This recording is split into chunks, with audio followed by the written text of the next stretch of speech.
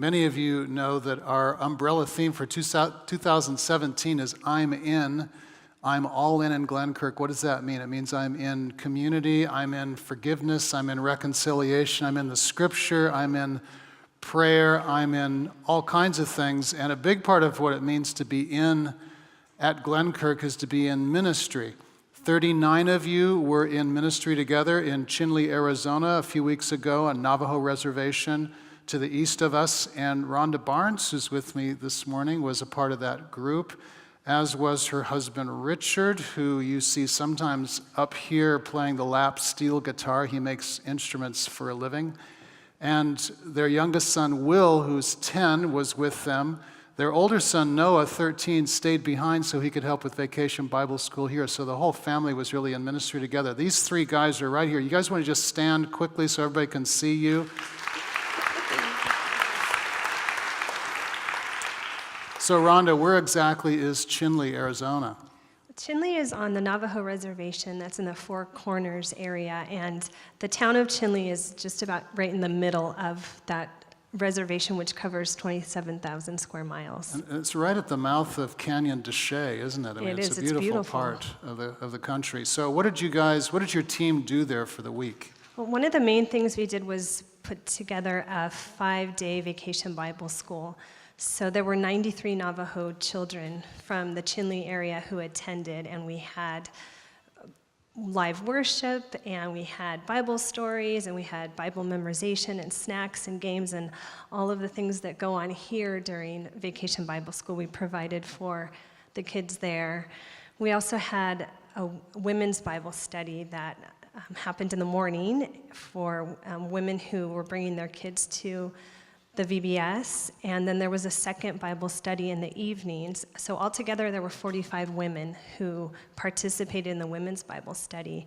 And this year, Glenkirk Women's Bible Study was able to donate study Bibles to send there, and so they were able to select a new Bible for themselves, and one of the things that they really dove into was how to do a Bible study. So they were able to apply what they learned right away with their new Bibles. Fantastic. We also had a men's Bible study that kicked off this year. It was the first time, and we had 5 Navajo men who attended each evening for the men's Bible study, and so looking forward to seeing that grow in the future.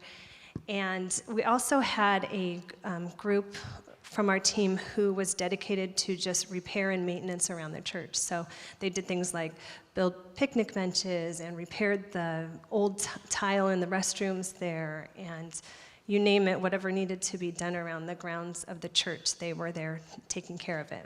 Good. And those were our people doing that maintenance work.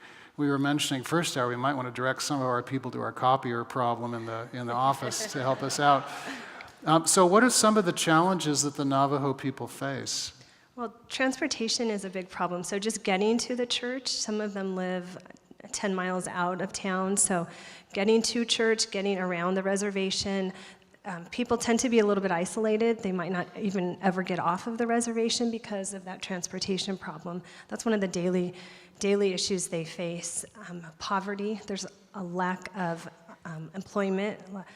There's a lack of opportunities. Alcoholism is an issue, and drug abuse is an issue with the younger generation, as well as abuse against women and children. How did you see God working during your week there, during your mission? Well, I was able to work with the junior high girls, so I can speak directly to them, but you could ask anyone from our team how they saw God working, and I know they'd be able to share their stories with you. But I first went in 2015, and I met a woman named Lydia, and anyone who's gone to Chinle knows her because she's attended every single year since it started 20 years ago. And she is older than I am. I promised I wouldn't tell her age, but she's older than I am, and she participates in the junior high girls group because that's where she is developmentally. And so we've been able to keep up our friendship over the last couple of years. And one of the things that she's struggled with is her friends who call her up and ask her to go out drinking. She's discovered they know when during the month she has money available to her, and so those are the times they call her up. But in the past year, she's been able to resist them, and she tells me when they call that she says, I'm a Christian now, I can't do that. So Lydia has special needs, but she's being transformed, and her actions are showing that. There's another girl that I've been corresponding with for a couple of years, and I got a chance to know her in a more deeper way this trip, this summer, and she's going to be in 8th grade. She has a lot of challenges with her home life. She's one of 7, and her mom is a drug addict. Her mom doesn't take care of any of the kids, and she is raised by her grandma, along with 2 of the other siblings. And so grandma really struggles just to provide the basics. This girl would love to get off the reservation. She dreams of going to college someday, but she just doesn't have any way of knowing the opportunities that are out there for her. And although her grandma provides her with a great model of what it is to be a woman of faith, she doesn't have any peers or a youth group to develop her own faith. And so through Vacation Bible School, she's really starting to step towards owning that faith and reaching out to the leaders that she's met over the last couple of years. And I'm seeing hope in her, and hope that there's something out there besides what she can see. Great. What's it like to go on a mission trip as a family? We had a great time.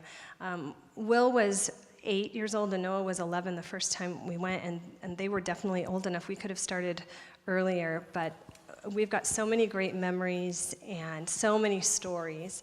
They were able to see, it's almost like another country going there. You know, there's another language that's spoken in addition to English, so they were able to see another way of life, but also getting to know the people and seeing the similarities between us. It was also a great opportunity to get to know the other members of the team. I met new Glenkirk, well, they're not new Glenkirk members, but they're new to me. So members of Glenkirk that I had not ever met before, and spend time with them, as well as strengthen friendships with others. And we really saw that God was able to use everyone, no matter what your interests or your strengths were, whether you like to work in the kitchen or you're handy or you like teaching. Each person was put to use, and our family was able to help in all different areas during the trip. Great thing for a family to grow closer together when they're giving themselves away as a family. That's exciting. How can the congregation support the work in Chinle and our ongoing involvement? Well, the people of Chinle definitely need our prayer that they would continue to develop their faith and strengthen it when we're not there. And we also will be ministering to them when Christmas time comes. Shepherd Tree will be out on the patio, so you can consider giving to the Navajo senior citizens who are in the nursing home, as well as the children, because their parents often aren't able to provide presents for them. And so there's a group who will deliver gifts that we have purchased out to the reservation in Chinle in December.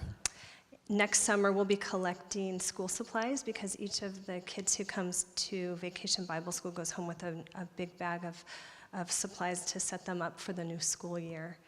And also consider coming along in the future. The dates will be out for Vacation Bible School in next year, sometime in July. So consider coming as a family, consider coming with your friends, or just coming alone and meeting new friends.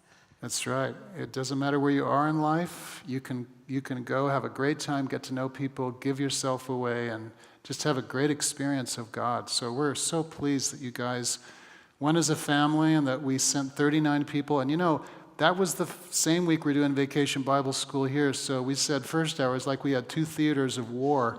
Vacation Bible School in the Navajo country and Vacation Bible School here. Almost 500 kids you touched through both of those ministries. So that's just an exciting thing.